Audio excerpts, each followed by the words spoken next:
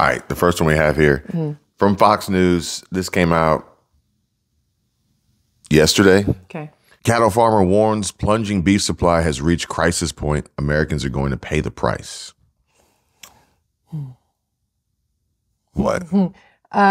Scare tactics. That way, when the price starts to go up on everything, you're not surprised by it. You're expecting it because plunging beef supply has reached crisis point. There's not a plunging beef supply. There's just more people who want to eat beef because there's more push for people to eat beef.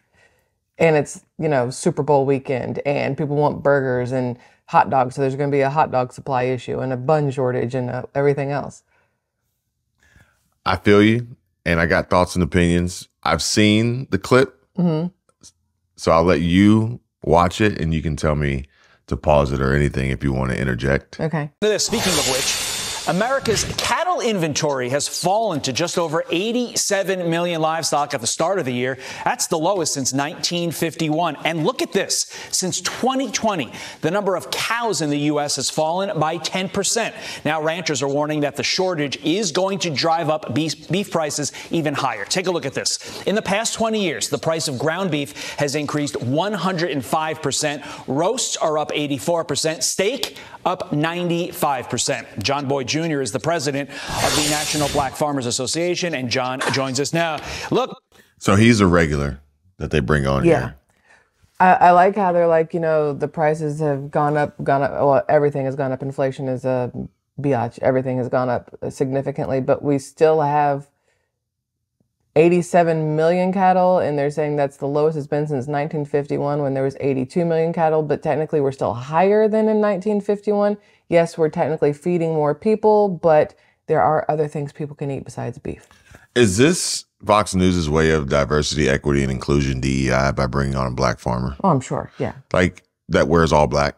Yes. I mean, you if it's not him, it's a woman. It's a blonde, it's like a younger blonde woman is who they bring on for the subject matter experts for farming. Yeah. Which are the two that you don't expect to see as the face of farming. So they really want to let you know that anybody can do it. No, that's not necessarily true because what he has to say will prove otherwise. And this is not working as it should.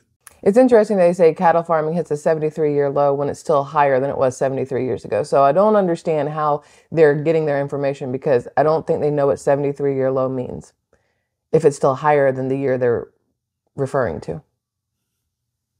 Right? It's still doing it. It's so weird. Yeah, it is still doing it. So we'll just run the whole thing. I won't interrupt it. Okay. And then we'll just react to it at the end. Listen to this. Speaking of which, America's cattle inventory has fallen to just over 87 million livestock at the start of the year. That's the lowest since 1951. And look at this. Since 2020, the number of cows in the U.S. has fallen by 10%. Now, ranchers are warning that the shortage is going to drive up beef prices even higher. Take a look at this. In the past 20 years, the price of ground beef has increased 105%. Roasts are up 84%. Steak up 95%. In the past 20 years. President of the National Black Farmers Association, and John joins us now. You got to pick a date range that produces the highest. Yes. What are ranchers telling you about how dire this situation has gotten? I tell you, this is a bad situation for America's cattle farmers and America because we're producing 1 billion pounds less of beef than we were in this country just a year ago. And we're not investing in America's beef and cattle farmers. Biden policies are hurting America's cattlemen, such as myself. They should be investing in America's cattle farmers and making sure that we have the tools needed to stay on the farm. You know, we have everybody stacked up against it. We got Bill Gates saying, eat fake meat. And then we have the UN coming out saying not to. Can you see it? Producers and eat less beef. We need to be supporting America's cattle. You mean his eyes are twitchy? Is that what you mean? I was at the cattle market in my local. Like he's reading something? In Blackstone, Virginia. A very good market, I would like to add. And I saw that some of the stalls were empty. And during this time period, generally we see the cattle market's just full of livestock. And now we see some empty stalls in there. And it's because we're not producing the beef that we used to do. And I've been farming 41 years and producing good, healthy beef for America. And I'm telling you, this is a time where we should be investing in America's cattlemen, and we're not doing it. And this administration isn't paying attention to what's going on out here, and the fact that the cattle count is down so low, as you just stated, since the lowest point since 1951 here in the United States. Yeah. So instead of making progress, we're actually going backwards here. Going the other direction. How bad, John, will this get for the average American family? Specifically, will it force the average American family to cut back on their beef or eliminate beef entirely? And, John, do you think that's the goal of the Biden administration? That's right. And, you know, Americans are going to pay the price at their local grocery stores. And we already are seeing such a steep hike in beef in this country. And it's because we're not supporting these cattlemen such as much. Trying to remember all my thoughts. The administration, the Biden administration, isn't paying attention. This national crisis. This is a national crisis for America's cattlemen, and this administration has turned a blind eye and a deaf ear to something that needs immediate attention. And I just saw where you said he's going to be going to sample food. You know, how about coming out and see what's going on at someone's beef farm today? That's what the president should be doing. And he's losing black support. And I can't hide but to weigh in on that. And it's because folks like myself who supported this guy, 130,000 members, we're not at the table on very important policy decisions that make a difference for cattlemen. We should be at the table while those policies are being discussed. Instead, we're being told after the fact, and this is how these policies are going to affect us. That's what's wrong. And, you know, we need new leadership and a new direction. And someone's going to be all inclusive to make sure that farmers like myself have a voice in the future of farming as it relates to beef in this country. You know, it's interesting to see if he'll do something about this. It is an election year. He does want the votes. Whether he does something to change his policies, which you blame for the crisis, remains to be seen. Okay, is it done yet? Getting up with us. We appreciate it. All right, so they never said what policy they're talking about that Biden may have put into place that is affecting only the cattle beef farmers and not anybody else. But also, don't the states have a lot to do with what happens to their lands, their farmers, or whatever else? Also, they're pulling up numbers from literally 20 years ago, and I feel like this is just aimed at making people scared. Same thing they did in 2020. So they're like, we haven't seen numbers this low since 2020.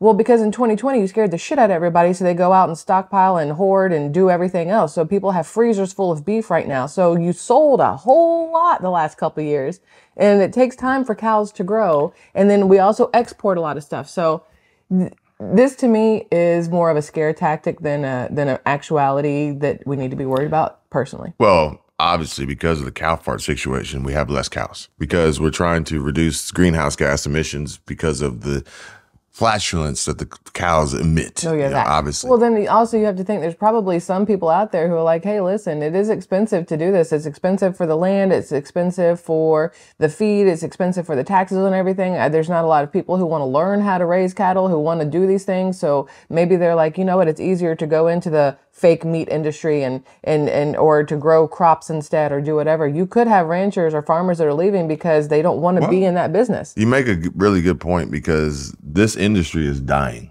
okay? The farming industry is dying. Well, most farms have been passed down generation to generation, and now you have these generations where they're like, I understand this, but I don't eat meat that much anyway. I prefer to be on the computer. I'm more technologically advanced, and I don't really care about getting my hands dirty and doing all these kind of things and working the farm, the field. So you're going to have more people. They want to produce food. They just don't want to do it on a farm.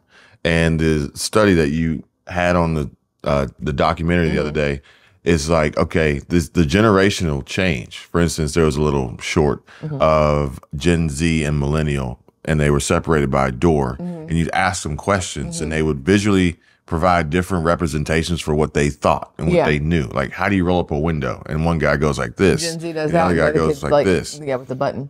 So the future isn't indicative of the past. Therefore, maybe we're seeing less cattle because we're seeing more companies hiring scientists and other other majors and PhDs and dietitians, whatever, to go into the labs to make fake food products that look and feel and taste like meat but aren't.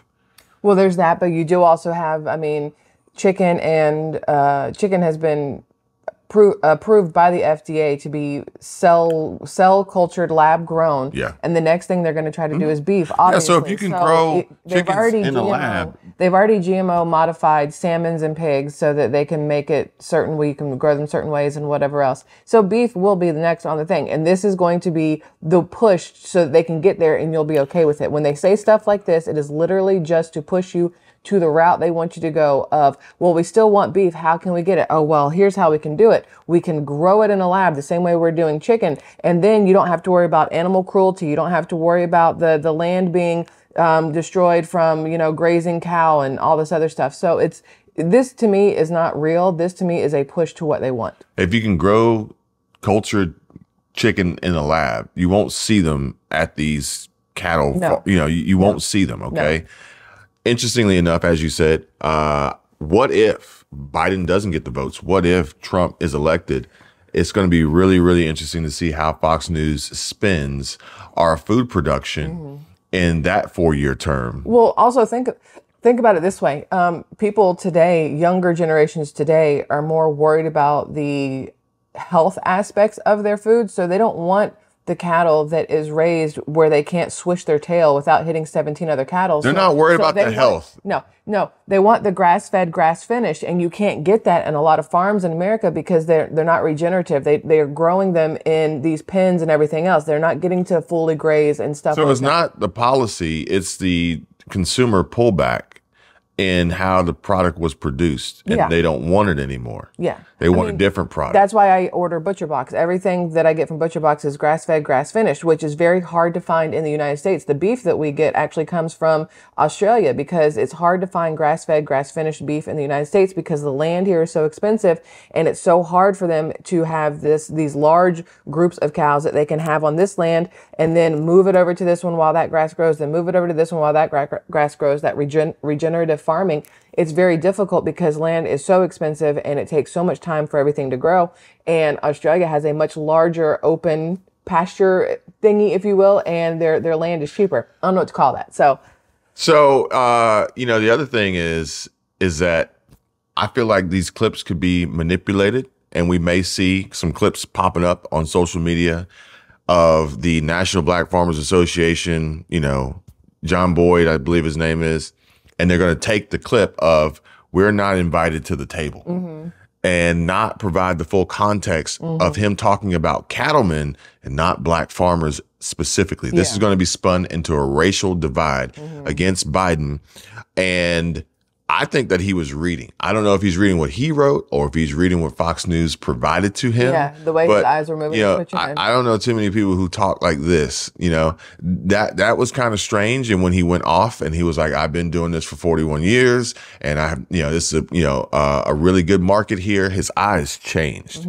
So if I got brought on, maybe I would have some talking points and notes. That way you don't miss anything or mess anything up. It's entirely possible. One of the other things is I do agree with him from the standpoint of these folks are making decisions that are going to affect large industries without actually allowing the industries in on the discussions and decisions to change the industries. Well, okay, how many people are allowed in on the decisions for a lot of things? We as citizens, the best you got is lobbying. The best you got is lobbying. Yeah, but we don't have say in anything. Like the National Realtors Association, probably one of the largest lobbyists groups out there, and hopefully they are doing what's right.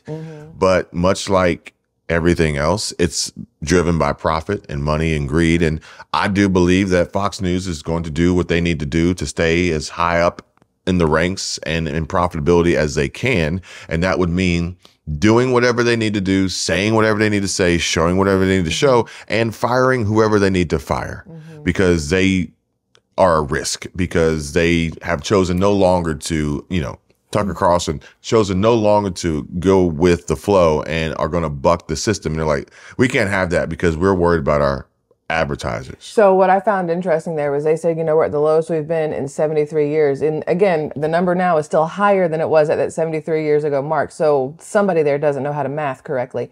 But they never bothered to say what the highest was. What's the highest we've been in the last 73 years? Then they said, you know, production is down 10% since 2020. Well, it's not down 10% since 2020. People have bought 10% more since 2020. But There's it's also a difference in the way they phrase things. The argument of shortages, when really you think about it, did we really need a stockpiled warehouse full of oversized, toilet paper? Yes. Because of the hoarding situation. Yeah. But of, Nutella biscuits, shout out Chris Igo, watch his video on Nutella biscuits. But, no, we didn't. We didn't. So then when we pull back and you have enough on the shelf so that when you go, it's never empty, but it's not overly full. And production wasn't like running rampant, which a lot of that stuff ultimately would then end up in the landfill anyway if it doesn't get sold and goes bad. Now we look at it as a shortage. So it's like, all right, there's less cattle than 73 years, but maybe it's just in time inventory because we didn't need as much. Like how much it's not like you went every year. It's not like he went and there was none. Yeah. It was less. Okay. So there's still some. How much gets thrown away every year? I mean, the amount of food that gets thrown away in the United States of America, I think they said 43% of food made gets thrown away and never purchased, never eaten, never whatever else. It gets trashed. So how about instead of throwing away 43% of food, we make 43% less? That way there's less waste. It makes way more sense. So yeah, absolutely. So you've probably seen some YouTube videos that are built and designed for an advertiser. And you don't come out and say it. You build up the story to present the advertiser because you provide the problem and the advertiser is the solution. So what if this is just that? This is the buildup for the advertiser that we'll see in a few months as they're pushing the alternative because they've provided you with the problem all along. That's what I said. All this is to push you into when they come up with a solution that you're on board with it. Oh no, chicken shortages. We have avian flu. We have chicken shortages. We have processing plants going up in flames. We have egg shortages. We have whatever else. Oh, but, if you really want chicken, we do have cell-cultured lab-grown chicken, and you don't have to worry about avian flu. You don't have to worry about if a plant goes up in flames. You don't have to worry about any of that because we grow it right here in a lab, and it's good to go. No worries. Nobody got hurt in the making of this chicken. And then, you still want eggs? Well, we can still get you eggs, too. They're a little bit different. They're not made from chicken, but they look like eggs. Like, there's always a solution to every problem they try to give us. But it's also based on who's paying Fox News. It's based on who's paying any of them. I know, but right now this one is about who's paying them. And the beef corporation is one of the biggest things in like the world, if you will. So if you look at a lot of different things, like the Diabetes Foundation, Heart Association, all these different things, they are paid by the same people that technically you should avoid if you have diabetes or heart issues or whatever else. Yeah. When you have certain things, Wait till we get into this. You should eat bacon wrapped pork. And it's like, how is that good for your heart if you have heart issues? That's horrible for you. But they're sponsored by, oh, you have cancer. You should really go do a Yoplait 5K run. How? Dairy is awful for you. Well, they feel bad because they help in, people getting possibly, they feel bad about it. So they want to feel good about it. So they do a good thing because their product kind of does a bad thing. It's like if Marlboro or Newport or whatever cigarette company or whatever vape company or whatever wanted to sponsor a marathon. It's like we feel bad that people can't breathe because of the products that we create and sell, but we want to feel good. So we're going to put all these companies work hand in hand. All these corporations work hand in hand. It's not the FDA or the USDA that came up with the food pyramid. It's the people who supply the food for the pyramid. It is the dairy farms. It is the cattle ranchers. It is the fruits and vegetables people, whoever owns most of that. I can't think when I'm aggravated. Dole, it's all your fault. So that's what I'm saying. They are the ones who come up with what needs to be in your plates, and they are the ones who literally run everything. And right now, the beef and cattle industry wants us to be worried, and they want you to go out and buy as much as you can because they need their numbers up. And this is going to do is make people go, again, like 2020, go buy as much as they can, throw it in a freezer and call it done. What are your thoughts and opinions real quick? What are your thoughts and opinions on the way that the Fox News anchor put words in his mouth, and he says, "This is Biden's fault." And you know, basically what you said is it's Biden's fault, which is not at all what he said. He said the people in charge. But if this is the lowest we've been in 23 years, but where was it 7 years ago? Where was it 12 years ago? Like, those are the questions they didn't bother to say. They just said right now is the lowest it's been in 73 years, which is still higher than it was 73 years ago. So until they can actually show me that this is lower than it was 73 years ago, I can't take anything that they're telling me right here seriously. Where's the beef? So guys, real quick, we'll just do a quick intro. Welcome here. This is the longest intro in history. So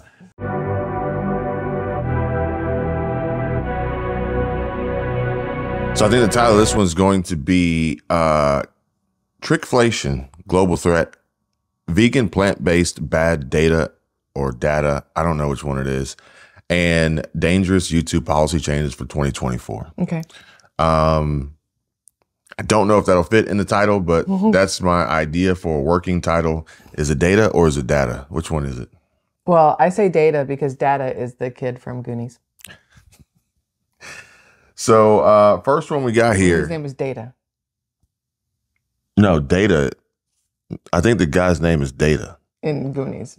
So then it would be Data. I thought that was Star Trek. Wasn't there somebody named Data on Star Trek? Oh, maybe there was too. So are you saying Data is a proper noun or somebody's is it a pronoun or their name? I don't know. I don't know either. But I do know for a fact that somebody will say that whichever one I chose is wrong. Yeah. So whichever one it is, it's not going to be right. Potato. Which is why I'll say both throughout. And we'll see how that goes. Yeah. Anyway. And we got our podcast going somewhat, somehow, some way. We don't have the headphones and the big mics, but we wanted to get this to you guys and put it out there. And depending on the feedback that we get, I'm not necessarily saying the comments, but I'm saying depending on the feedback we get will depend and determine on how this happens in the future or whether it is a VOD, a video on demand, or if it's a live stream, or if it's on this channel or a different channel. So what we're doing here is we're playing clips, but nothing they have to visually look at. No, you don't. Yeah, you can just listen to it. Okay. I mean, I put the visuals on the screen For people who want to look, Yeah, but if you're driving around. Well, actually, I put them on the screen so I can read them. Yeah. Or if you're cleaning, and I know a lot of people like to listen to us while they clean and do things around the house while they run errands, you know, throw it on as like a podcast style, headphones in, whatever else, turn it up in the car on the radio and go that route. And links in the description down below if you guys want to support and help. We got links to Patreon, but as well, we also have links to ButcherBox. And yeah, you guys, if you go to the ButcherBox, which I didn't realize when I put the link there, I just put it there because I like ButcherBox. But you guys save $50 if you end up getting anything from ButcherBox. And there's going to be links down there. I don't know exactly what they'll be. They may change in every video or at the end of this video when I think of things that need to be there that will be included. So check out the links. Sponsors. Let me just go ahead and throw that out there. Not a single thing is a sponsor. Yeah, we're not sponsored. We're not sponsored by anybody. We're not sponsored. We may be in the future, but right now we're not sponsored. We actually, I don't know when you're going to put that video up, but we went to this party Friday night, and there was some sponsorship opportunities there for some local businesses, but I don't know where that's going to go. 2.0. No, I'm saying I don't know where it's going to go as far as the opportunities. There's some really good opportunities, but we just got to figure out how and when and where they work. Yeah. But it was pretty cool for the event. It was way more than I thought. And, you know, originally you weren't in the car when I was talking to T about it. And I said, hey, you know, should we bring anything? And he's like, no. I'm like, cause he put us down as influencers. And I was like, well, you know, we were there before and they didn't want us to record. He goes, she doesn't work here anymore. She got fired. So I was like, okay. He goes, just don't bring any big setup. Yeah. We should have brought something bigger. Yeah. Because when we get there, it's a VIP event. And it was fancy. Yeah. More than I expected. And it was specifically for that. I didn't know, and I don't think he knew. Obviously he didn't because the communication wasn't great, but it was a publicity event. And, you know, I didn't know the situation that they were in as a business. So now it's got my wheels kind of turning on how do you improve that business? So there could be a possibility in the future that we see some form of sponsorship agreement, but it'll be disclosed. You guys will know. Now, moving on to the next one here, we got Amala Ekpunobi. Are you sure that's how you say it? And I'll put it out there, Amala Ekpunobi. So we're going to get into this a little bit later with Bobby Astoff or whatever her name is, and Altoff. I'm not really sure. And she put out an incentive. She said she would pay anybody $300 to get her an opportunity to interview with a celebrity, which that may not necessarily be entirely true. Maybe she already had it kind of set up and she just used it as, a way to go viral, get some more buzz around it. But if we could get connected with Amala, that would be cool, because I would love to have some talks and discussions, or just you two, and talk about some of the things that she covers. Some of you guys may not know who she is, but she's got a good head on her shoulders, in my opinion. And she discusses a lot of the things that interest me and you probably, from a level-headed, just very intelligent perspective. I need to be more like her. She's very cool, calm, collected. She does edit and stuff, so it makes it easier. So I guess if she were to ever go off the rails on her own, she's like, nope, reel it back in. Whereas I go off the rails and I'm like, well, it is what it is. This is where we live, over here off this left side rail, right side rail. I gotta look and see if she does live streams, because I don't think she needs to edit. I don't think she needs. I mean, the editing adds like graphics and it makes it fun, but I don't think she needs it. So we got another video here, and this is, people are catching on to shrinkflation. And this is broken up into a few clips. And, we're segueing into this from the Fox News anchor saying, are people going to pull back? Are people going to pull back? All right. So we got, from one standpoint, a 73-year low. Okay. Yeah. Even though it's still higher than 73. We got a 73-year low. We also saw inflation numbers of 91% or greater from 20 years, okay? And then we're blaming the Biden administration, people pulling back. But should they pull back? And I think your answer is yes. I mean, for a variety of reasons. We didn't need as much as we had, okay? We are the most gluttonous and wasteful. Again, the 43% of food goes into the garbage can. So we are very wasteful as a society, because we've been pushed by media to want everything. If you don't have this, you're not keeping up with the Joneses. If you don't have this, your life's going to be so much harder. If you're not eating here, or having that to eat, or eating this many, it's so this really questions or opens up the dialogue to wonder, who do you listen to? Who do you trust in this whole thing? Because it's not always what it seems, especially depending on who's telling the story. And like I've said numerous times, you still have to make up your own mind on everything. Like, I'm going to give you guys my opinions and facts, but you still have to think for yourselves. You can't just let somebody tell you how to think. Let's hear what Amala has to say. Have you noticed that your favorite bag of chips now has less chips in the bag? Or your toilet paper or paper towel roll is getting thinner? Maybe the baby formula that you buy for your child has less formula in the container. Or that favorite snack pack that you buy has fewer snacks in it. Well, you, my friend, might be a victim of shrinkflation. And while I believe you should be entitled to compensation, if you call now, nothing will be done. Let's talk about it. That's part of the whole thing. I like her intro. I like the little beat. Yeah, you better.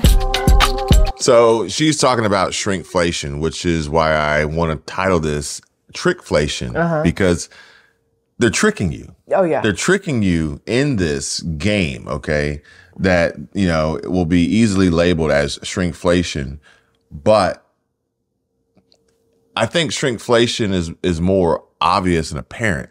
And this is TRICKFLATION because they're not really telling you. Talking about like the beef people? Like shrinkflation.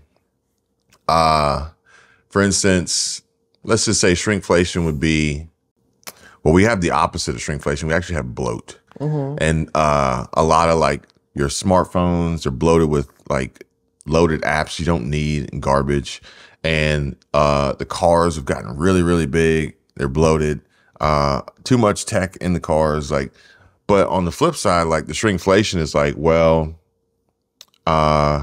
companies are shrinking The companies exist, the businesses exist, but the workforce is shrinking because one person can now do the job of 10. One person is expected to do the job. With the help of AI and technology. Yeah. You know, and that's apparent, you know, it's not a trick, you know, versus you walk in and there's one person and 9, you know, fake people, you know, somehow. Just robots running around like from iRobot, that guy, what was his name in iRobot? Sonny. Sonny, yeah. So it's apparent, it's clear, but that would be a trick, okay? The shrinkflation would be, you know,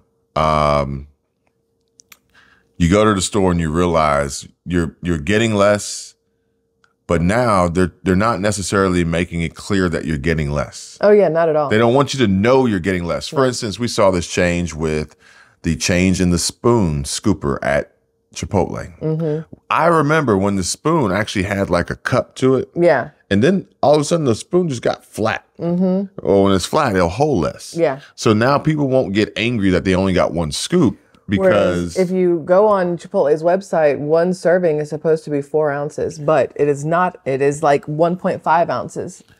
Notice that Chick-fil-A's biscuits So much smaller now. are almost the size of what minis used to be. Yeah. Another one is P.F. Chang, and I noticed that P.F. Chang changed all their dishware, but now the dishware allows for you to get less. But it looks like it's still full because they've gotten smaller, but they fill it to the top, but you're still getting less, like less than half of it had been in the old bowls. Yeah. I'm talking about the soups, the hot and sour soup.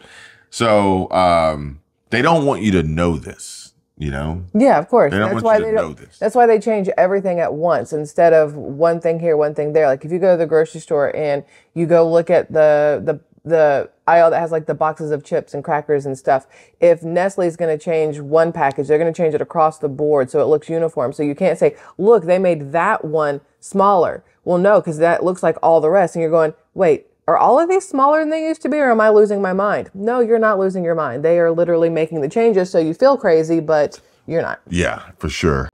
As decreased, posting it online, and giving you a warning that shrinkflation is happening at your local store. And now here are some examples that people are posting on the internet as they find them in their local stores. Now, I'm gonna go ahead and put a disclaimer. I do not want these corporations coming after me. I don't know how accurate all of these examples are. This is speculation. Do not come for my neck because I do not want to be sued by a major corporation. I do not need that in my life. Hopefully that keeps me safe from the wrath of a BlackRock or a Vanguard. Now let's look at these examples. These chocolate chip bars once were a pack of 6.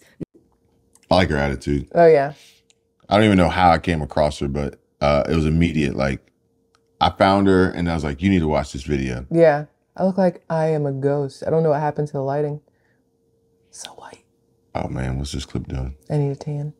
I need spring to hurry up and be sprung. Talked about all that extensively on this channel, but we have not yet talked about shrinkflation and the fact that they are pulling one over on us at every turn. And here's what these corporations and companies say when they're confronted with this whole shrinkflation thing that they're doing. They say, well, inflation's happening and at record rates. We can either increase the price of the product or we can downsize and lower the quality. Which do you prefer? But in reality, they're playing a little bit of a trick on you because even when inflation levels out and we go back to normal, their prices remain the same. And that reduce in quality or size also remains the same. And more what you're going to see at your local grocery store is that your bags are starting to feel lighter and lighter while you are spending more money. And here's the little bit of psychology that they're using to pull the wool over your eyes. When you go to a grocery store, you are much more likely to look at the price tag on a product rather than the size of the product. So many of these companies will keep their prices the same while reducing the quality or size of the thing you are purchasing. I'm much more likely to notice that my bag of chips has gone up in price by 25 cents than I am to notice that there are fewer chips in the bag. So they can trick you into buying these products at a lower quality and size because you're not really focused on checking whether or not the size or quality has changed. And here's the kicker. After these companies have reduced and reduced and reduced the size of the original product that you are buying, they will release a new, larger version of the product and charge you more to buy it. You might notice this with something like toilet paper, where they now have regular rolls or super duper rolls, all the way up to super duper mega rolls. Now this might trick your mind into thinking that you are getting more bang for your buck, but in reality, you are getting misled, deceived, bamboozled, hoodwinked. So I talk about this all the time. Oh man, it's so bright. I talk about this all the time on Squirrel Tribe. The fact that you have got to pay attention to the per ounce, per whatever. Because even with toilet paper, you have to be willing to stand there for a second and look a little crazy doing math. Because if you look at the front of the things, it'll tell you how many sheets, how many little squares are per roll, and how many rolls are in that package. I will sit there, pull out a calculator and do the math. Okay, how many for this entire package? How many sheets am I getting? How many little squares am I getting? And I will compare it to the next one. And then I'll look at the price and realize that just because this one cost less doesn't mean it's a better deal. Sometimes the one that costs more is not a better deal. You have to be willing to do. It's like the Hawaiian rolls you saw the other day. Oh, yeah. As a 24 pack was cheaper than two 12s were cheaper than the 24. Yeah. But the other thing is what did she say? Oh, soon we're going to go back to seeing like, I would remember Walmart would do it all the time. 33% more. But that used to be the regular. So they do it with the cereal. So now we're gonna inch back down to less, and then they're gonna go back 33% more. You're gonna feel like, oh, you're really just getting what you used to get. So if you look at cereal, you go down the cereal aisle, and it used to be the smaller box was cheap, and then you had a bigger box, and you had a family size box, right? Well, now the family size box is like your original one, but it costs like 10 times more. And now they have it shows regular now. Now they have a new family size one that's like twice as much as the old family size one used to be. And it's just a little bit bigger box, but you're still getting the same amount of cereal on the inside. One thing that she said that resonates with me is the fact that she would notice if her bag of chips went up 25 cents in price. And I remember a bag of chips for 25 cents was actually a good deal. Yeah. And then it wasn't. And then it wasn't 25 cents anymore. And now I'm pretty sure if you want a little bag of chips at the little checkout, the self-checkout or whatever, I bet you that little bag's $1. Well, they used to be I bet you that little $2 bag is for the longest $1. time. And now they're more. Well, it's the same thing. We got the Tic Tacs at one time. You're like, these Tic Tacs are $2 It's like now? $1.89, but it's like $2 for Tic Tacs. It used to be 99 cents. Crazy. Yeah. All right, we got one more clip from Amala. Buy it again. They also know that as a major corporation, they own nearly every product that you're buying, so it really doesn't matter what they do. You likely don't have many alternatives. I don't know about you, but I want to get what I'm paying for. And it seems as though more and more these days, we are not getting that. And this, I feel, is an issue that we can all agree on, regardless of what side of the political aisle you're on. Most recently, I watched Elizabeth Warren make a video about shrinkflation, and I couldn't help but think I agreed. You ever go for the last chip in the Dorito bag and suddenly say, whoa, there should have been more chips in here? Whoa. You would be right. From Doritos to Oreos to even toilet paper. These big corporations are shrinking how much they give us, but they're charging the same amount or sometimes even more. It's called shrinkflation. Now, her net worth might tell a little bit of a different story when it comes to her take on this issue. So two things. Number one, she reminds me of Randy Popes. Some like her look, the way she her talks. voice. Yeah. Like, two, I agree. Not just from the standpoint of what you buy and how much you get and the value of the quality and the quantity, but we put out more and we get less in return from YouTube. Like it's shrinkflation there too. Yeah. And it started last year before last year. Oh, y'all should make shorts. Everybody should make shorts. And it's like, everybody gets on the shorts bandwagon. It's like, but shorts don't pay anything. Yeah. The shorts don't pay anything. So yeah, I mean, this shrinkflation is happening across the board. But like you said, you don't really have a choice because everybody is owned by the same, like basically it's a monopoly. The same handful of corporations literally own everything. That's what, when people are like, well, I'm boycotting this because I don't like them. I'm like, well, you have to boycott literally everything in your life then because they're all owned by the same person. They just have a different name on it, different logo, different whatever, but it all goes back to the same head corporation. And if they're not now, they will be later. So moving on to the next one, we got the Gwinnett Daily Post following me all the way here to Florida. Oh, wow. And this one is very, very interesting because it's not so much about the shortage of cattle. It's not so much about shrinkflation. It's not so much about the choices and preferences of people who would prefer their meat or whatever they eat to not include or be raised a certain way or whatever.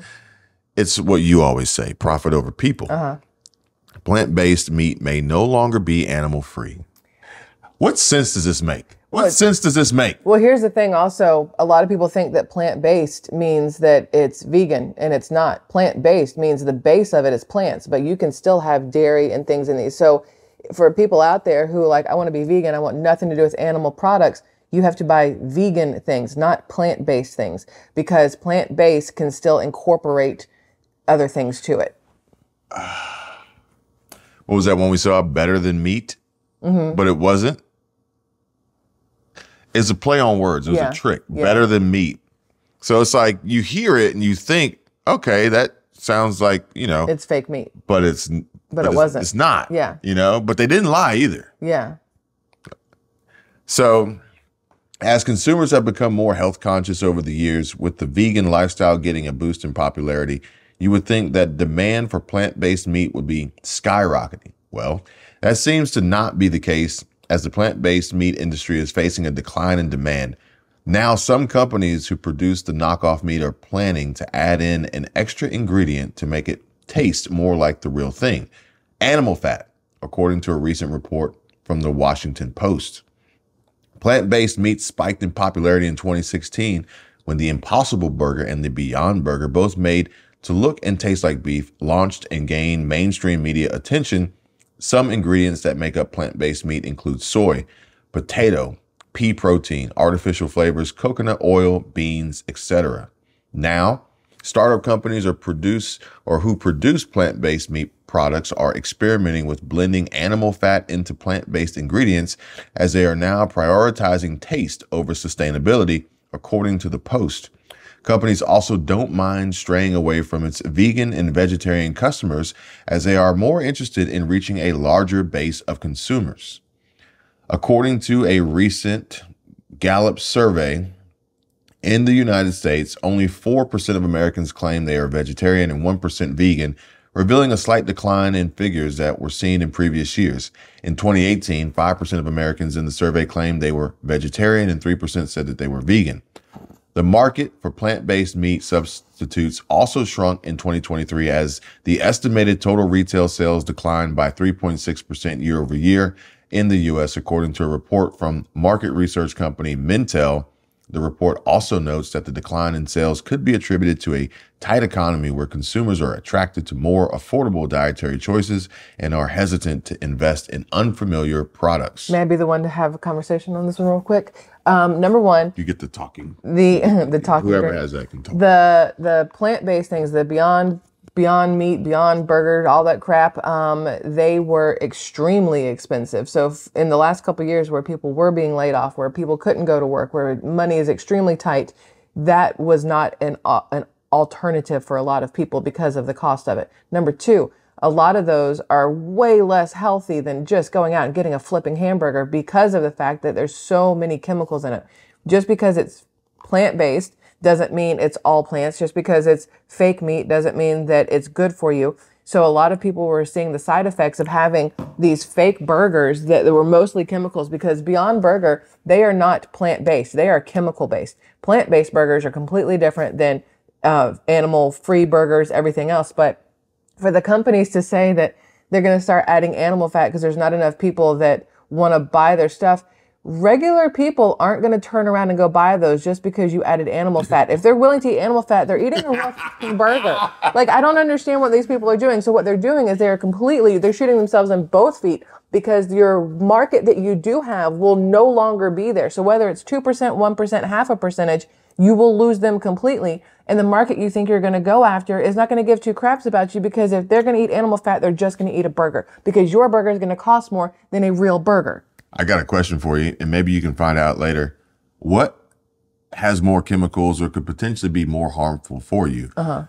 This fake meat that is just chemicals, especially the ones that they're trying to make look like and feel like and taste like the meat product that they're replacing, or vaping? Oh, vaping is awful. I know, but I want to know. Vaping will kill you faster than fake meat will. But what if it's like, vaping is 10% worse than fake meat? You see what I'm saying? Like, how close or how far apart are they in regard to your actual health? versus. I don't think you can. I don't know if you can do a comparison because one is lung based and how it's going to affect that. And I'm the other going is based on the body-based. percentage of chemicals, like the percentage of harmful chemicals put into these products. Well, vape is all chemicals. At least with most of these plant-based, there is some sort of, I like the pea protein or potato or whatever else. So there is something real in most of these, whereas with vaping, it's literally just chemicals. So I would say that's definitely worse. Yet so many people run around and do it. So let's see here. This says consumers' perceptions about plant-based meat products, taste, and value also can hinder market expansion. According to the report, this may be the reason why companies are now considering the inclusion of animal fat in plant-based meat to boost taste. The move from startup plant-based meat companies also comes after Beyond Meat, a leading plant-based vegan meat producer, has seen a decline in its stock price in recent years. In around late 2020, the company had a stock price of around $194 per share, and it has since declined to a $6 per share valuation. I would like to point out, you read there, plant-based vegan. If it doesn't say vegan at the end of plant-based, it's not vegan. It still has dairy and things in there. So they are plant-based vegan. So I just wanted you to see the difference there. But also, right around the time where their stock fell is probably the same time where the CEO, owner of Beyond Meat decided to bite some guy's nose off at a football game because he was pissed. And that's not vegan. That's not vegan. In the company's 2023 third quarter earnings, it reported that it had a net revenue of $75.3 million, which is an 8.7% decrease compared to the $82.5 million it brought in during the same time period a year before. Though we are encouraged by pockets of growth, particularly in the EU, and this is according to Beyond Meat President and CEO Ethan Brown in his earnings report. Though we are encouraged by pockets of growth, particularly in the EU, where we saw double-digit gains in net revenues on a year-over-year basis, we are disappointed by our overall results as we continue to experience worsening sector-specific and broader consumer headwinds. They want to make more money, and they are encouraged by the growth, particularly in the EU, because the EU is basically doing away with farming. So this is going to be a great opportunity for a company to produce fake meat because the government is literally saying real meat's illegal, you know? So until that happens here, then they may not see that same growth, but they're only driven by profit, not by providing a great product or improving people's health. They're purely and solely driven by profit. Yeah. Next one, different article, different read. Push for vegan diets is based on bad data. Eating only plant-based foods could cause nutritional deficiencies, report says. As somebody who went vegan for 3 years, I can tell you right now that if I hadn't done it, I can guarantee I'd be in a much better place physically right now. Major studies recommending plant-based diets as healthier are based on bad data and flawed assumptions, a leading academic has said. I would say flawed assumptions. A lot of people who go vegan, myself being one of those, don't realize what you need to take to sustain the intake of vitamins. You got to replace. Yeah. A lot of people don't realize what those changes can do to your body. And then heaven forbid you stop being vegan and go back to something else. You're going to have a whole new slew of things that you have to deal with. Detransition back to eating meat. Yes, that. It's the only time we're going to use that phrase. But what were the channels that you would watch? There was like 2 that you would watch that were vegan YouTubers, right? Oh, I don't know. I didn't watch them, but I'd see them. But they showed you some of the vegans. Meals. Yeah. Yeah. But they probably didn't at the time dive into the specifics of vegan meal, great, yada, yada, yada, but it lacks this. Yeah, because you're not going to get a lot of B12 as a vegan. You're not going to get a lot of other things unless you know exactly how to eat as a vegan. And most people don't. And a lot of people went vegan and then all they did was go buy things that didn't have animal products in it. So you're eating Oreos, you're eating French fries that were made in peanut oil, you're eating these plant-based burgers, you're eating all these different things, and you're getting fat as a vegan. And people are like, I thought you were supposed to lose weight. Well, that's if you eat plant-based vegan, not just vegan. I saw one this morning. This guy goes, he ate Domino's pizza every day for a month and he still lost 15 pounds. He probably gives you shit his brains out. That's what I was thinking. So it says the Global Burden of Disease, GBD study, which was published in 2020, found nearly 900,000 deaths worldwide in 2019 were caused by the consumption of red meat, making it the 5th leading dietary risk factor. But the influential study underestimated the importance of it being easier for bodies to take in proteins and micronutrients from meat than plant-based food, a new report suggests. The report by Professor Alice Stanton of the Royal College of Surgeons in Ireland also states that the diet described in an Eat Lancet Commission on Food, Planet and Health report published in 2019 would not meet nutritional requirements for adults. Researchers argue that unprocessed red meat delivers most of the vitamin B12 intake in human diets and plays a major role in delivering other minerals as well as important compounds for metabolism and including taurine and creatine. The NHS advises that red meat, beef, lamb, and pork is a good source of protein and can form part of a balanced diet, but the health service warns that eating more than 90 grams daily can raise the risk of bowel cancer. And here's what's interesting here. The same people who are behind a lot of these things are the beef industries. They are the industries. They are the ones who are leading these what are they called? Not surveys. What's the word? Studies? Yes. They are leading these studies because they need it to show that you need to eat meat and you need to do these things. So you have to, again, take everything with a grain of salt. I, for myself, can say that being vegan was a horrible idea for me because I did not know any better on what to do with it. It doesn't mean that I think everybody should eat red meat every single day. I know a lot of people are on a carnivore diet, but a carnivore diet will cause a lot of health issues, heart problems also if you're doing that the wrong way. But then you see here, eating more than 90 grams daily can raise the risk of bowel cancer. Well, most athletes are eating way more than 90 grams of protein a day, like way more. Protein, not beef, lamb, and pork, because chicken would be different. Yeah, chicken is completely different. Yeah, so what was your take on pork, though? We shouldn't eat it at all? I'm not eating it anymore. No, so I love having bacon. Bacon is so good. I love pulled pork sandwiches and everything else, but pork, it really is one of the grossest, dirtiest types of meat you could ever eat in your life. The way the animals are raised, the way they are fed, the way when they die, they're put back into it's just, I mean, it is absolutely horrific. I'm not a huge fan of agricultural farming to begin with what it does to the animals, but how that grossness is literally passed on to us. But pigs, I can't do those anymore. So we're not going to have bacon no more? You can. I don't know if I can. Because, I mean, it's very hard to find organic pork. And that's the only thing I bought was organic bacon. But I can't find organic pulled pork. I can't find a lot of these other things because it doesn't really exist because pigs are disgusting animals. Pigs are disgusting. They are disgusting. So eating pork is disgusting. Yeah. What do you think is more disgusting? Eating bacon or eating pig or eating pork or eating ass? Yes. Yes. Yes. Professor Stanton said there are a number. Probably cleaner than the pigs. Eating like groceries. Who said that? Who said that? That was Omarion? No, what was the kid's name? Mario? No. Maybe it was Omarion. No, it was his little brother, wasn't it? Nicki Minaj is the one who said it the first time, I think, but I don't remember his name. I could picture him. He had a whole song about it. I know. Right. Omarion's little brother. That's not, Lil Romeo, Lil Bow Wow. It's none of those. I don't remember what. It might have been Lil something. He had a whole song about it. I remember. Professor Stanton said there are a number of very influential groups that have published reports which indicate animal source foods and particularly red meat cause human health problems, heart attacks, strokes, and cancers.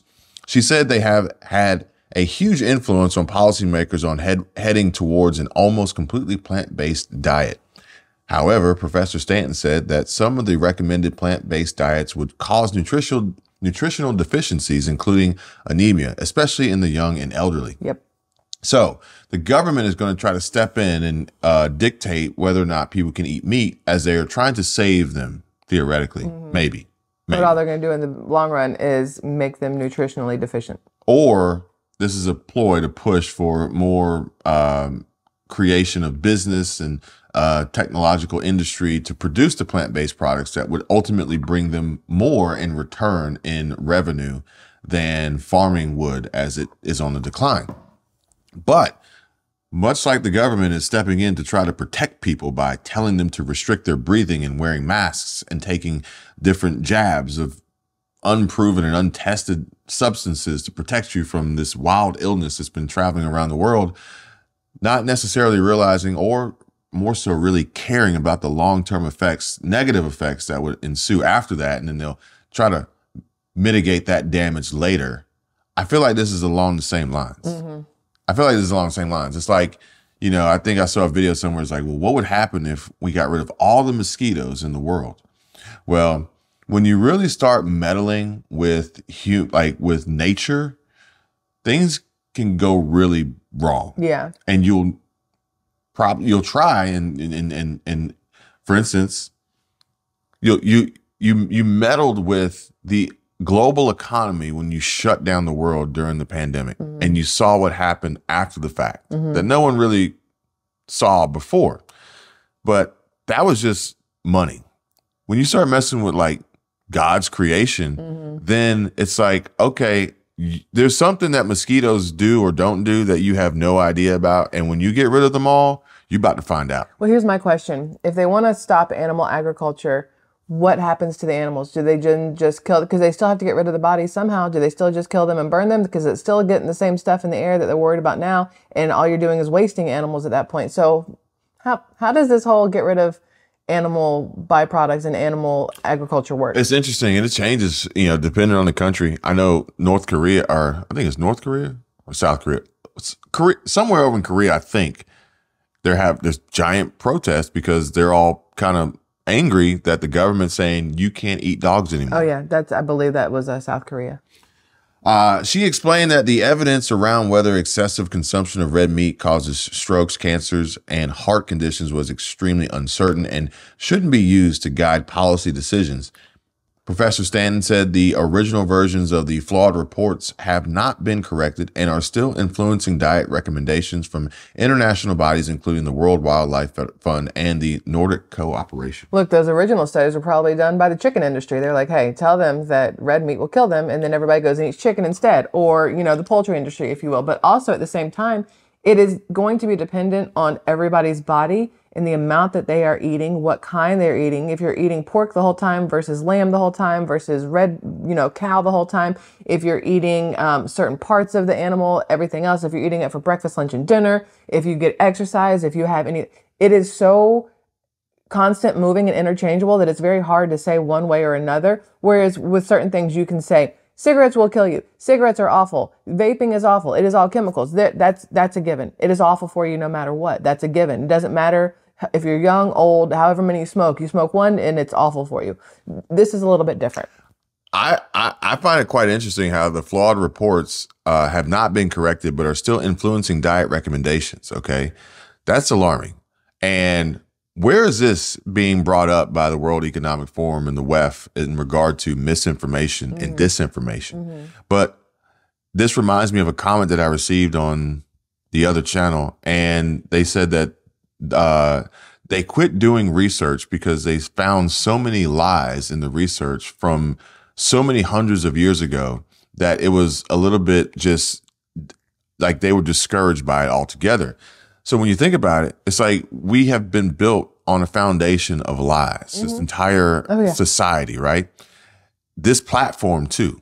And although some folks out there claim they want to be against misinformation and disinformation and try to present the truth, we are having situations where our lives, policies, our food is going to be determined and based on the report, the study produced that isn't true. Whoever had the most money to produce the study. I mean, that's another thing. A lot of things are, well, who ran the study? Who paid for the study? I understand you did a study, but that's not the important part. Who supplied it? Who ran it? Who tested it? Who did all these other things? Because there's always somebody who has something to gain. And why did they do it? Who has something to gain from it. And there's also, something they're hoping other people will lose from it.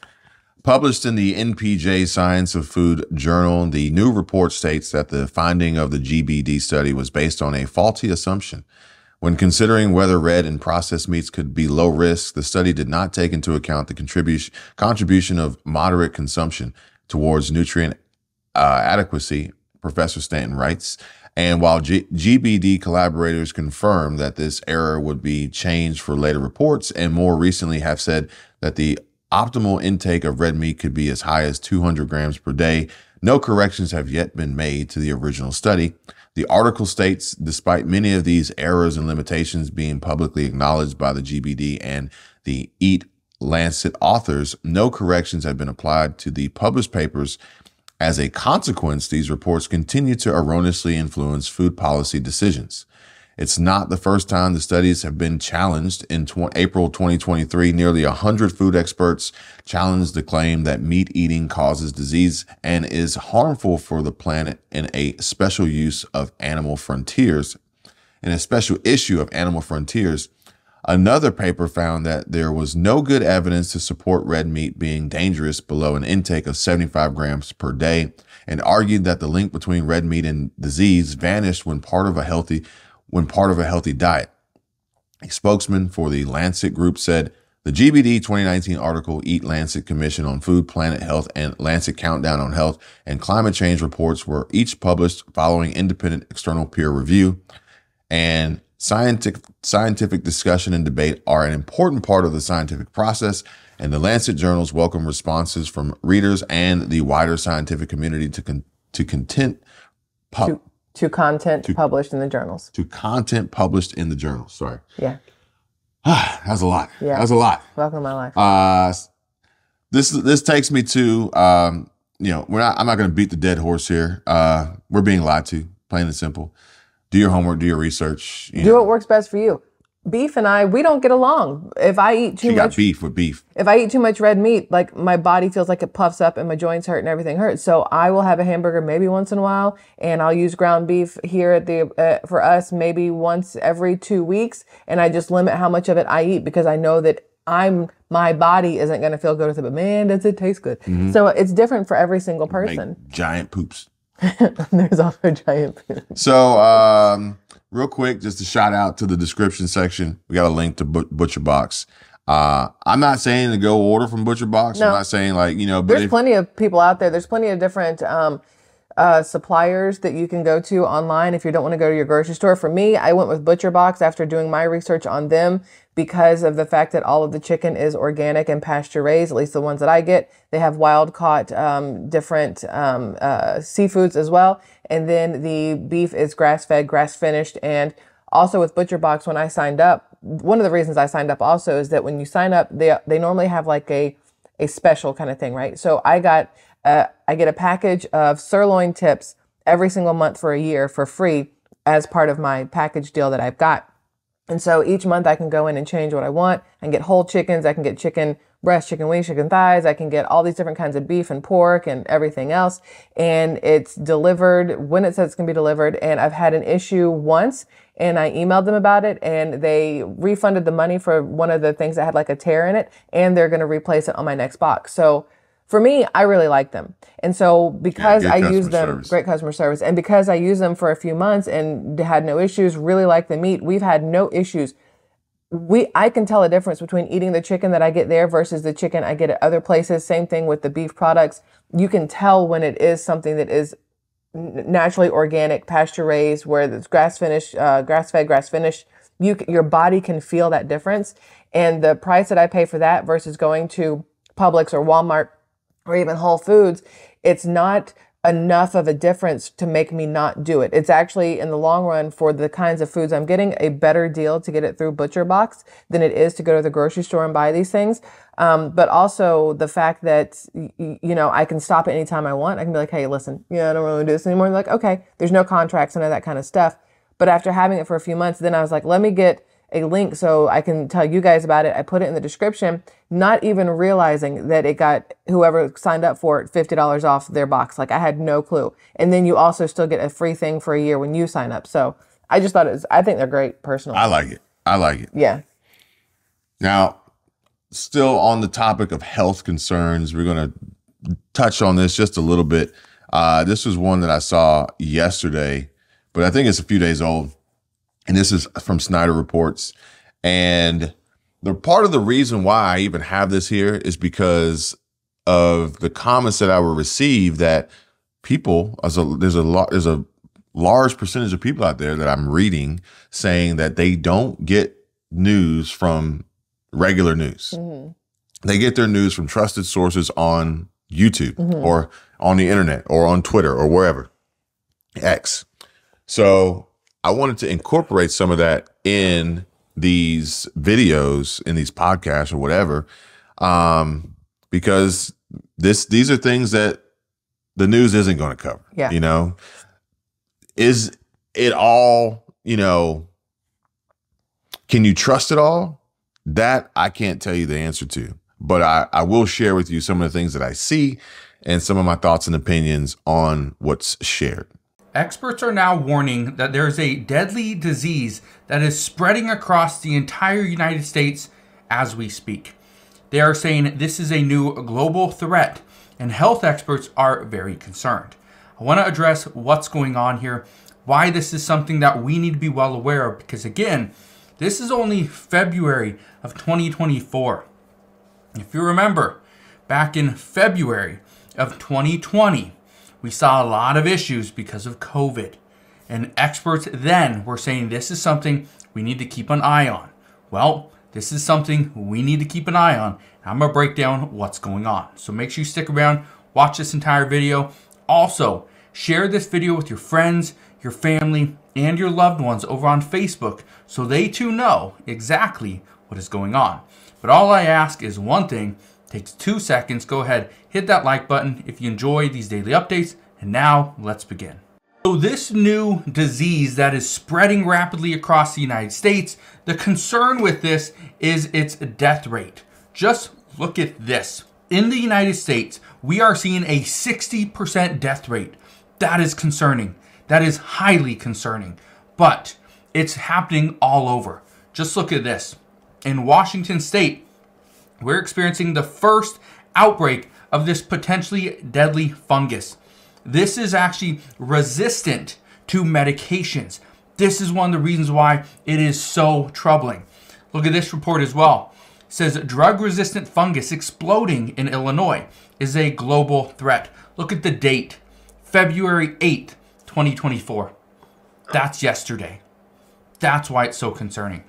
But we're going to take a risk here, see if we can pause it. Go ahead. So Illinois happens to be a place where a lot of migrants are being bused to. So the whole thing, I was going to say that a lot of people are saying that. You think they're bringing this? That they don't think the migrants are bringing this fungus in? Or whatever, because possibly they don't have the same health things that we have here in the United States. So I mean, you got to think if they're wading through the water to get here, like people coming from through that border, whether they are Hispanic, whether they are Asian, whether they are Middle Eastern, doesn't matter. There's a lot of people coming across the border, but if they don't have the same health care that we do, they don't have the same vaccines. I know a lot of people don't like those, but a lot of different things that we have here to keep things at bay, they could be bringing them in, because just like you don't go to Mexico and drink the water, you don't go to India and drink the water, you don't go to places and drink the water because your body is not accustomed to it, because we have cleaner water here. So it's the same kind of thing. They could be bringing things in here. We have more chemicals in our water. Well, that too. But they could be bringing things here that we don't generally deal with because of the way our country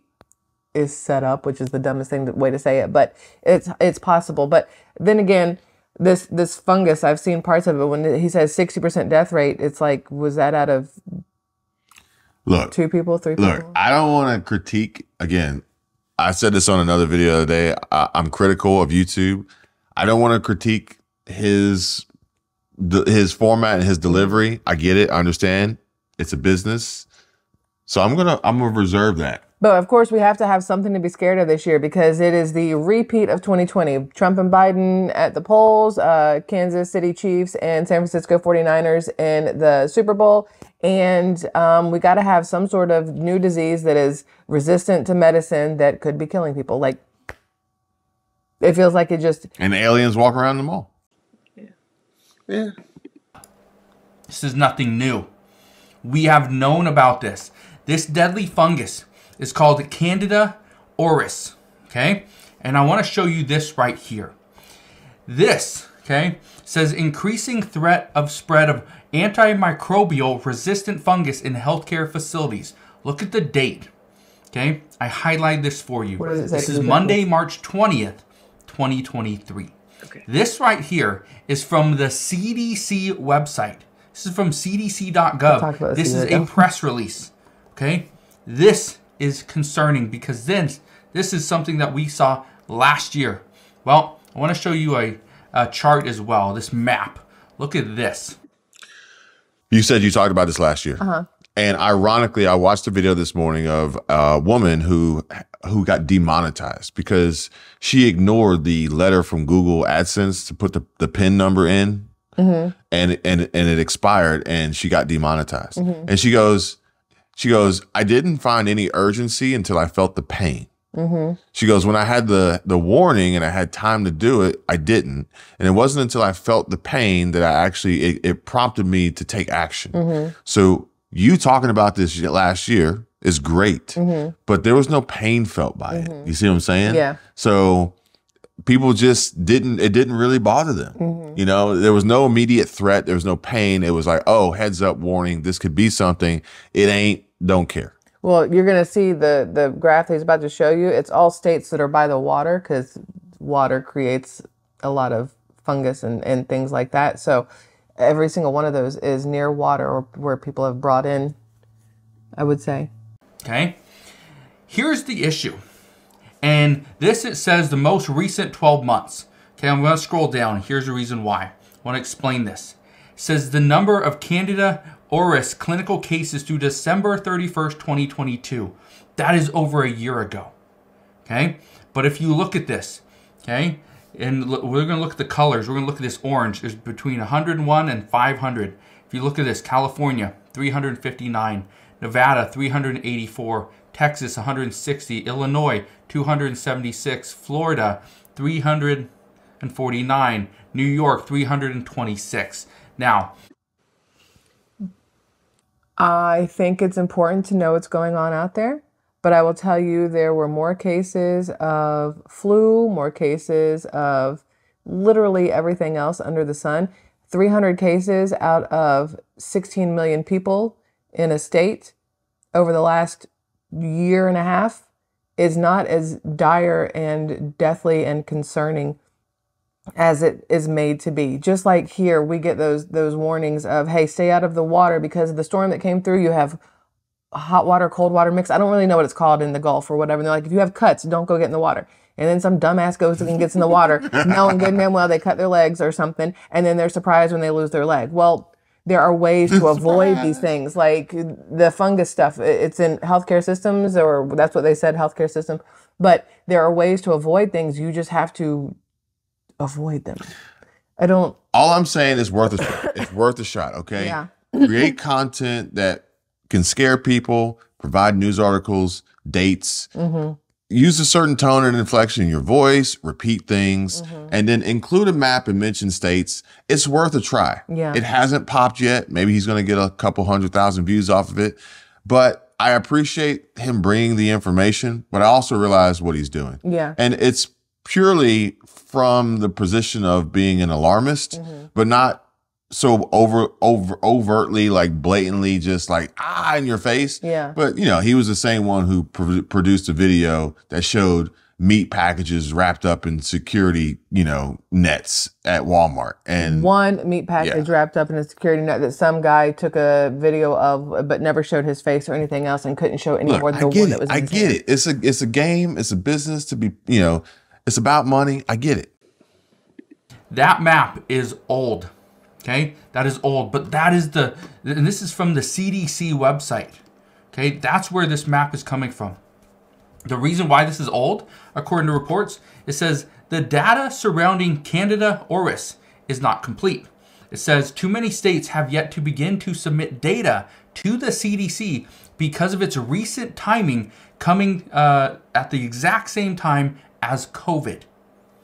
So because states were seeing COVID was really hitting, this was the early part of 2020, but at the same time we're seeing a spike in cases for Candida auris. Well, they decided, we are going to track COVID. That's the more deadly one. That's the one that everyone's really picking up on. So that's what we're going to track. The states aren't tracking Candida auris. That's part of the problem. Okay. But I want to show you some of this stuff as well. And I did some highlighting so that we can read it together. Why does this matter? It says many people with C. auris or Candida auris, and it's not Canada, it's Candida. You can see it right there. It's CANDIDA, Auris. Says many people with C. auris won't show symptoms, but about 5 to 10% develop invasive infections, and about 45% of those patients die within 30 days. Please pause. That is highly concerning. Go ahead. Go ahead. I needed it with the numbers. So he said a very, very, very small percentage, 4 to 5%. Is that what he said? He said a very small percentage will develop something. And of that very, very small percentage, 45% of those will die. So you have to trickle down those numbers. You hear 45% and it scares you, but if it's... Doesn't scare me. But I mean, you're taking from 500 people, maybe 2 of them will get, really sick, and then maybe 1 of them will die. So I'm not saying it's not worth discussing, but this is the same guy who put together a video that showed how migrants would take a Greyhound bus from New York to California just to scare everybody in the states in between. Yeah. Like, I get it, but really and truly, it's not about that. It's not about him. No.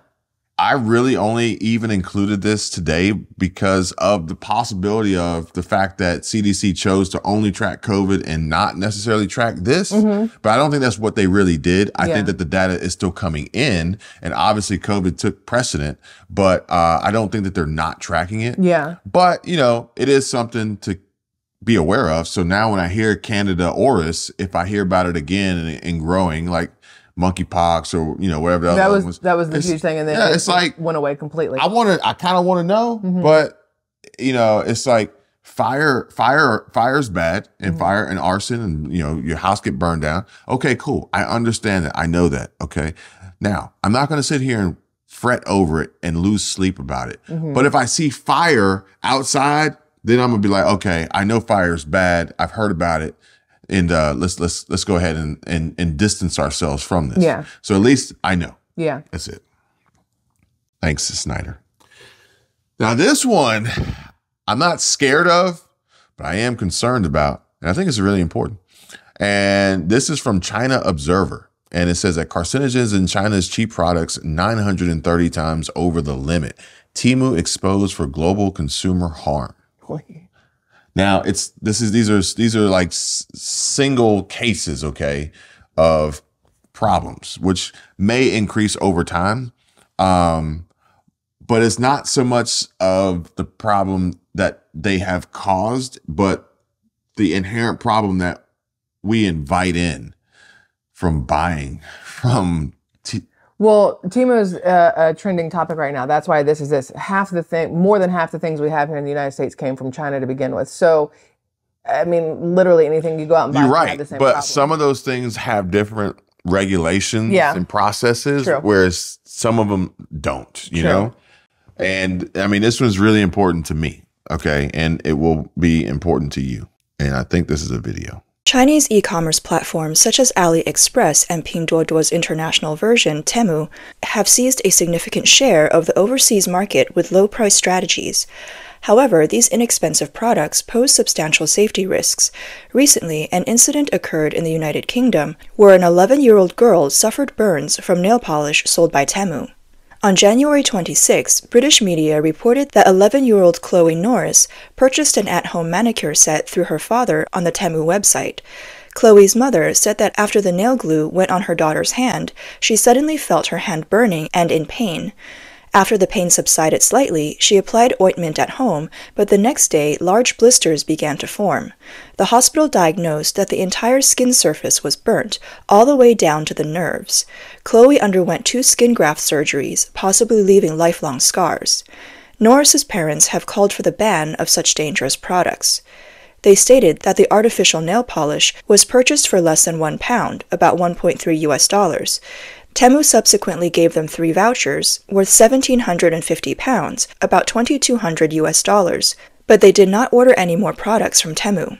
Facing weak domestic consumption, Chinese retail e-commerce has actively explored overseas markets in recent years. Consequently, various cheap, even toxic and harmful products have flooded into other countries through these cross-border e-commerce platforms, causing distress among local customers. So this is important to me because the kid really likes the nail polish stuff, right? and, places like Five Below and other places like that selling super cheap stuff, and, just awareness of the old saying, buy right or buy twice. But that's not entirely true, because what a company may do is go out and get this cheap product that's not necessarily tested or proven to be safe, and then jack the price up so you think that it's of higher quality. Yeah. To get you to buy it, not realizing, like, if you want to be an Amazon FBA seller, you're going to call China literally on WhatsApp or whatever, and you're going to negotiate with the people who make these products for Temu to get it for dirt cheap. Yeah. So that, you can run a profitable business. But, with kids running around and being interested in the latest trends and fads and Temu and cheap product and cheap fashion or whatever, that to me is concerning. Yeah, I agree with that. That to me is concerning. Not so much concerning, but just kind of weird and interesting. And we're not going to go too far into this because there's good reason for it.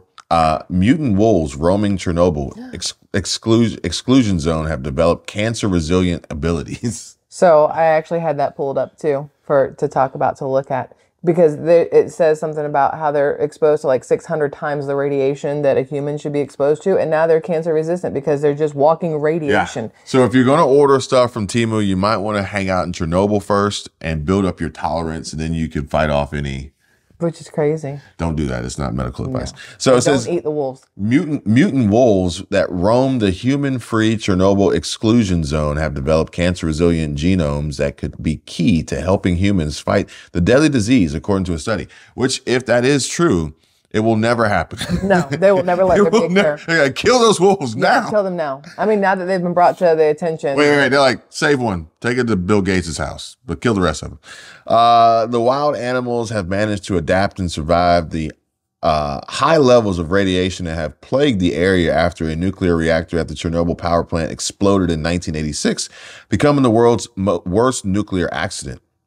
Humans abandoned the area after the explosion leaked cancer-causing radiation into the environment, and a 1,000 square mile zone was roped off to prevent further human exposure. But in the nearly 38 years since the nuclear disaster, wildlife has reclaimed the area, including packs of wolves that seem to be unaffected by the chronic exposure to the radiation. You gotta go, Beth? Okay. My hand itched. And the reason why we're not going to go too far into the woods on this one is because of YouTube. I like how you said too far into the woods and you're talking about wolves, and that made me think of Little Red Riding Hood. But keep I was just going to say The Gray. Oh man, that's still the most terrifying movie in the history of movies to me. But the YouTube, a long-term vision for YouTube's medical misinformation policy. So if you guys haven't seen this, then, it's for good reason why I'm not going to go too far into any conversations on cancer. Moving forward, YouTube will streamline dozens of existing medical misinformation guidelines to fall under 3 categories: prevention, treatment, and denial. So these mutant wolves in Chernobyl, in my opinion, can fall under prevention, treatment, not so much denial, but maybe the denial of the effects of radiation on your ability to, whatever. So, yeah. I just want you, I'm not going to talk about it. I just want you to know why we're not going to talk about it. And there were some other things in here. As medical information and misinformation continuously evolves, YouTube needs a policy framework that holds up in the long term and preserves the important balance of removing egregiously harmful content while ensuring space for debate and discussion. While specific medical guidance can change over time as we learn more, our goal is to ensure that when it comes to areas of well-studied scientific consensus, YouTube is not a platform for distributing information that could harm people. So how does YouTube determine what is harmful or not? Exactly. Much like the studies that we just talked about in regard to meat and plant-based products and the studies providing information that was inherently wrong, but still being used to make decisions and moving forward. Based off who paid for it. Moving forward, YouTube will streamline dozens of our existing medical misinformation guidelines to fall under 3 categories: prevention, treatment, and denial. These policies will apply to specific health conditions and treatments and substances where content contradicts local health authorities or the World Health Organization, the WHO. That's where it comes in. To determine if a condition, treatment, or substance is in scope of our medical misinformation policies, we'll evaluate whether it's associated with a high public health risk, publicly available guidance from health authorities around the world, and whether it's generally prone to misinformation. Here's the framework. Here's what the framework will look like. YouTube is literally telling you that they are going to become the end-all be-all source for medical information in regard to cancer for now. Wait until more roll out. Definitively based on however they want it to be. Yeah. There's no room for discussion or interpretation or anything on this platform. Prevention misinformation. We will remove content that contradicts health authority guidance on the prevention and transmission of specific health conditions and on the safety and efficacy of approved vaccines. For example, this encompasses content that promotes a harmful substance for disease prevention. We know what we're talking about. Starts with an I. Yeah, I'm not going to say that one. We're not gonna say it. Treatment information, misinformation. We will remove content that contradicts health authority guidance on treatments for specific health conditions, including promoting specific harmful substances or practices.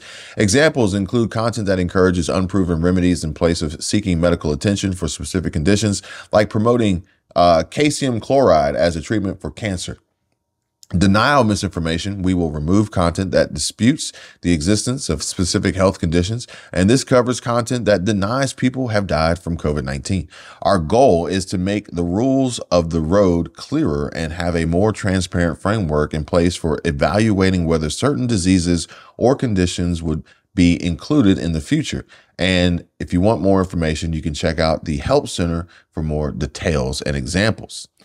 Removing cancer treatment misinformation. So when cancer patients and their loved ones are faced with a diagnosis, they often turn to online spaces to research symptoms, learn about treatment journeys, and find community. Our mission is to make sure that when they turn to YouTube, they can easily find high quality content from credible health sources.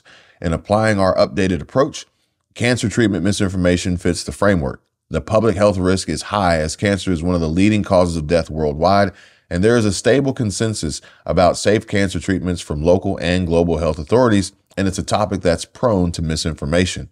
Starting today and ramping up in the coming weeks, we will begin removing content that promotes cancer treatments proven to be harmful or ineffective, or content that discourages viewers from seeking professional medical treatment, and that includes content that promotes unproven treatments in place of approved care or as a guaranteed cure, and treatments that have been specifically deemed harmful by health authorities. For instance, a video that claims garlic cures cancer or take vitamin C instead of radiation therapy would be removed. Wow. But how? So let's say you happen to have cancer and you're on there and you're going, hey, listen, I personally feel better with my uptake of vitamin C and garlic. Does then YouTube go through and go, sounds like you're telling people this is a whatever, and they take your video away because you personally? I'm kind of curious if they would take it down for dogs, because obviously Purina and a few other brands, because they all source their base products from the same raw material supplier.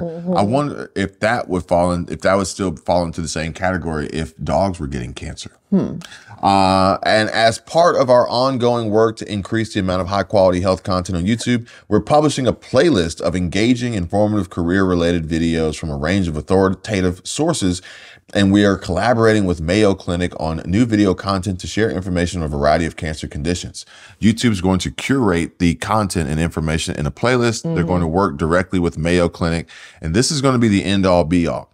Debate and discussion are critical to the advancement of science and medicine. We just always, not on our platform. Yeah. We always carefully take into account context when enforcing our policies and allow content that provides educational, documentary, scientific, and artistic EDSA context. One element we consider is public interest. This means that we may allow content that is sufficiently in the public interest to remain on YouTube, even if it otherwise violates our policies. For example, a video of public hearing or comments made by national political candidates on the campaign trail that disputes health authority guidance, or graphic footage from active war zones or humanitarian crises.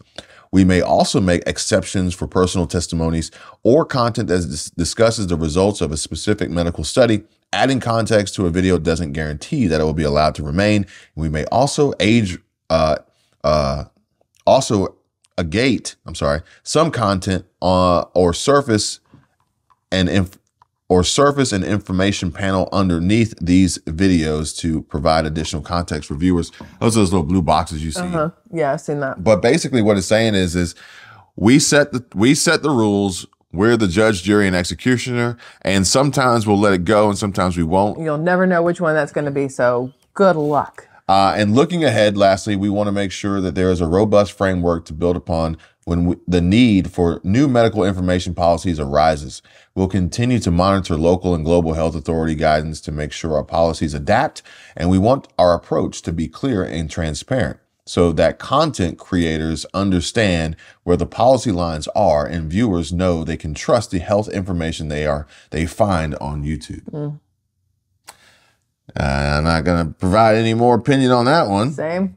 As we move over into YouTube's CEO reveals the big changes for 2024. I realize we can be extremely opinionated over on Patreon, though. If we keep come that on over to conversation Patreon. Going. Come on over to Patreon. Because I got a lot to say. And there's absolutely a lot that needs to be said that won't be said over there. And it's a much freer environment. Yeah. So this one is from Think Media. And this is another quick little video clip from Think Media. I'll play it and then we'll talk about it. This is the CEO of YouTube, and he just revealed what YouTube is going to prioritize in 2024. And he shares some very interesting statistics that every creator needs to know right here in this letter from the YouTube CEO. So let's just jump right into this article and go over the most important stuff. Now, there's really 4 main things in this article, but the first thing I want to cover is this really interesting statistic right here.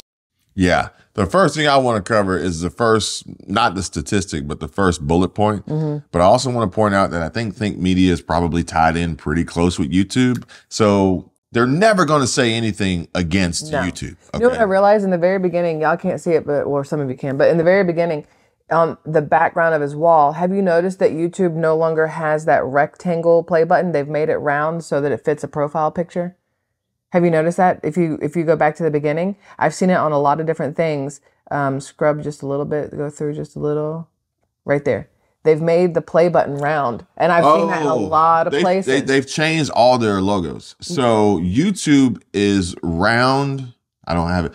If you pull it up on your phone in the app, YouTube is round. They did it for the apps. So go to your apps. So if you go to YouTube Music, YouTube is still rectangular. YouTube Studios the hexagon, and YouTube Music is round. So I'm not really sure why that one's round, but they changed them. They changed them all. Okay, because I was curious about it. I've seen the roundness on a couple different things, and I wondered if they updated or changed their logo. They did. They did. It's trying to create this uniformity amongst and distinctiveness in the apps based on shapes. Okay. But what's most important here, in my opinion, is the first bullet point of this, the latest for 2024 of YouTube. All right. So if you Google YouTube logo, it still comes up in the. Yeah, it's awesome. Okay, I just wanted to make sure. And then the Shorts logo has a little S. Yeah. But what's most important is this first one here, and it says, AI will empower human creativity. AI will empower human creativity. That's number one. AI will empower human creativity. An era where we can't talk about certain things. A lot of the information that we have shared is obviously incorrect, but still being pushed and promoted. And but yeah, and the collective we. Yeah. And YouTube CEO is focused on AI just empowering. Well, where's AI getting the information from?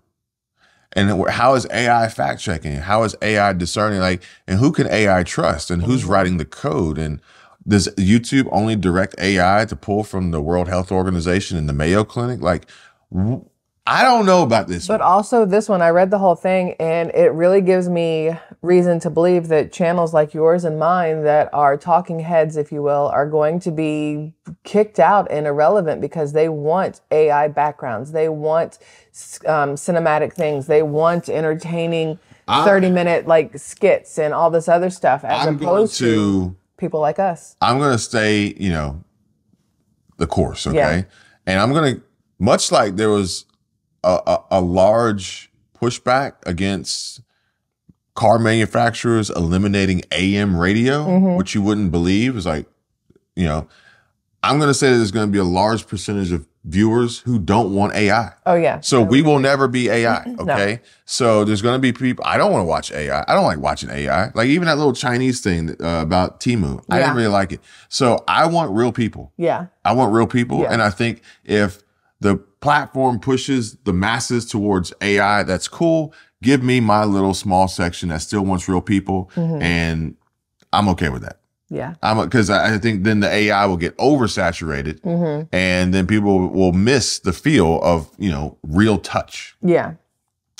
And then is this a? So it says protecting the creator economy is foundational to everything we do, and it's good for business.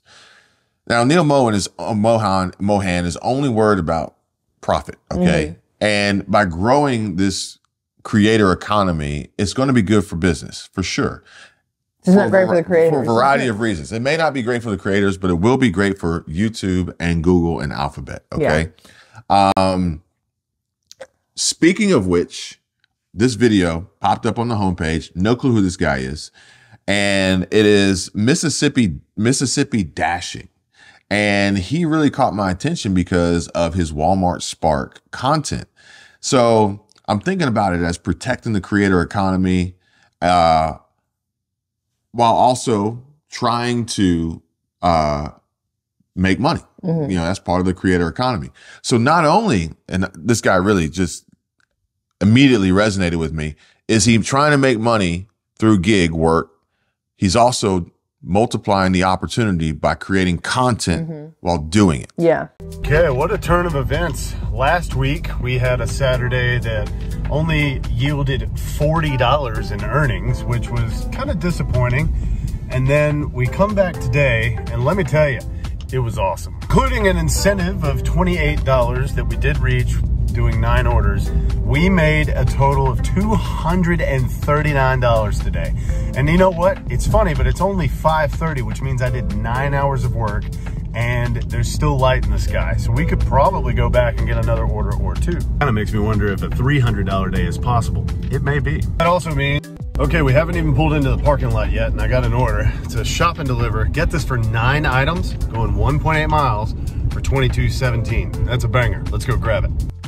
That also means that hourly, we made a whopping $26.60 an hour today.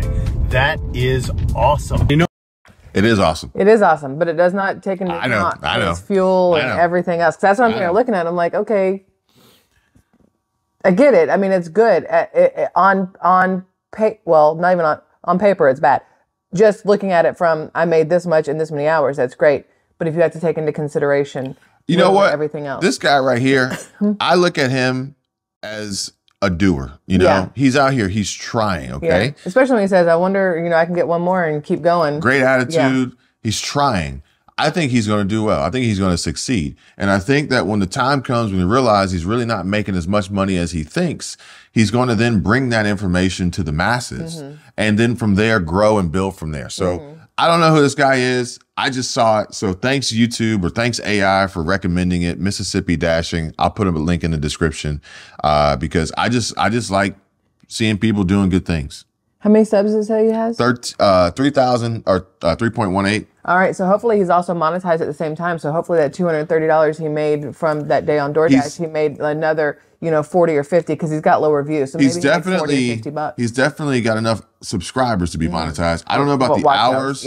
But I do like the fact that he's doing it, you know? And if he's not monetized now, he will be at some point. The only way to be monetized is to do the things you need to do in order for that to happen. So, you know, I love it for him to say, you know what, today I made $0 on Walmart Spark, but I made $300 on YouTube. Yeah. That's fine. Like, you know, so that's really cool. So Mississippi Dashing, if you're listening, if you're watching, keep up the good work.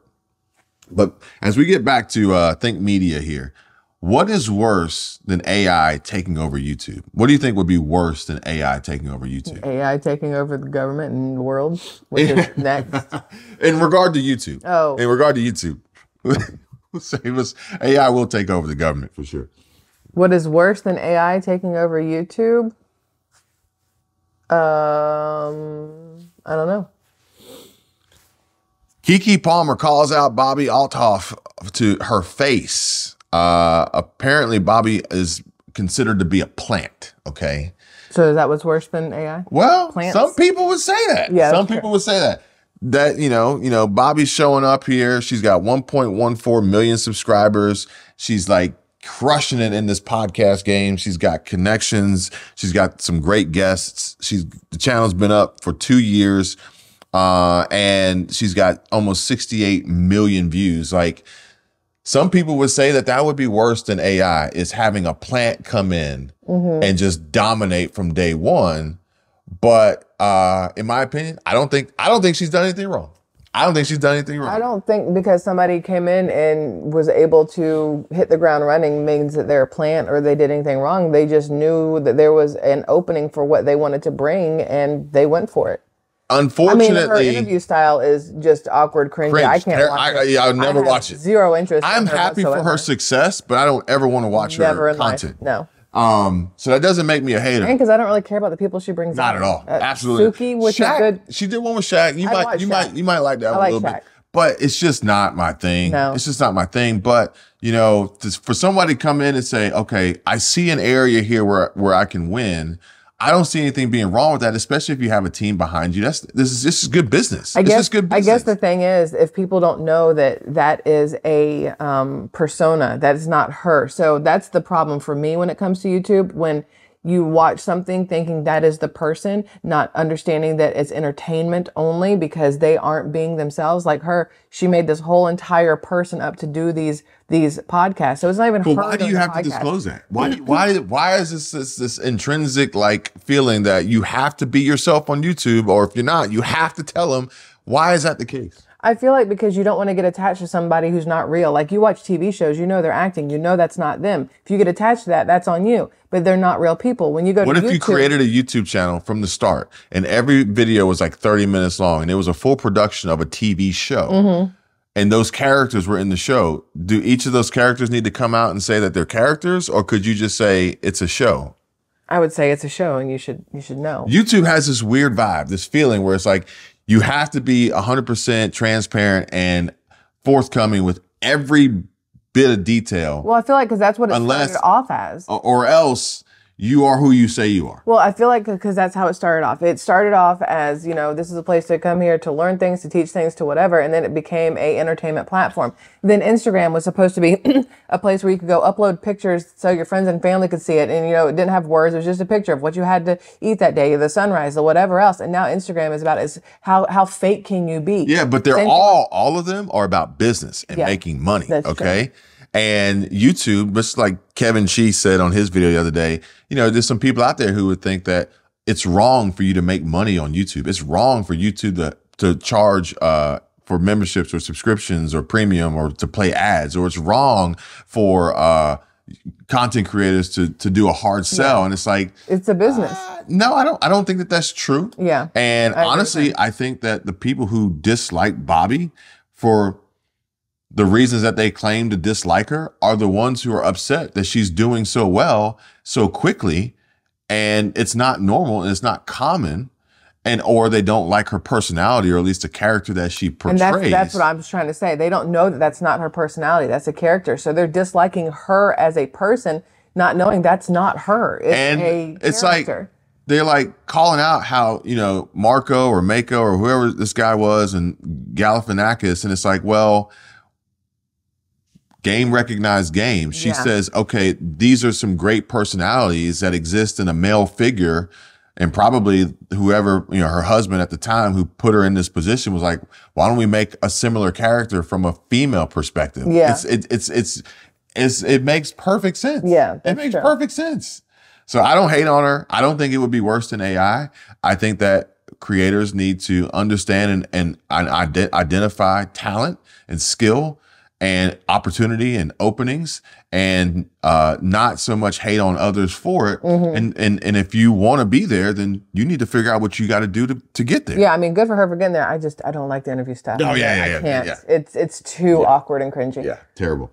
But we do have one more clip. We got one more clip. All right. We got one more. And I think the reset that we did actually fixed the things so we can play these clips, but we just got one more. Try tiny ass bag. Oh, okay. My bag is small, but I am big. You don't like it? Kiss my rear. TinyAssBag.com, the store. And that's all. Kevin! I mean, that's it. Yeah, I mean, that's it. This is probably going to be a 3-hour podcast. I don't know how long it is. Way longer. But that's it. Yeah. I appreciate you guys. Thank you for sitting here with me. Now I'm going to sit here and edit this for the next 6 weeks. And there's links in the description. Go check them out. And yeah, that's it. Okay. Bye. Bye. I can tell you my problems, meditating my silence. But I keep pushing my pen, rotating my stylus. Brokenness feeling like sin, now no breath, low dollar. Used to be left on red, now all the girls go holler. Now all the girls go follow. All the fake fans go pop.